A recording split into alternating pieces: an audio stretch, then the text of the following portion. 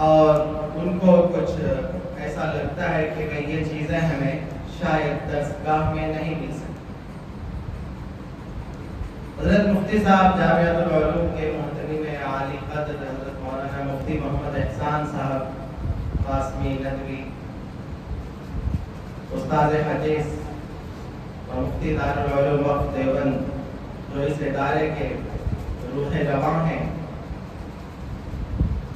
اور دارالعلوم وقف دیوبند میں اساتذہ کی جو کہکشاں ہیں، اس میں وہ ایک بہت ہی روشن ستارہ ہیں۔ ان کی یہ فکر تھی، اللہ نے ان کو بہت ساری صلاحیتوں سے نوازا ہے۔ ہم جیسے چھوٹوں کو حکمن ہی کہتے ہیں۔ پچھلے ہفتے مفتی صاحب نے کہا کہ اثر کے بعد فون کیا، کہا مغرب بعد کیا کر رہے ہو؟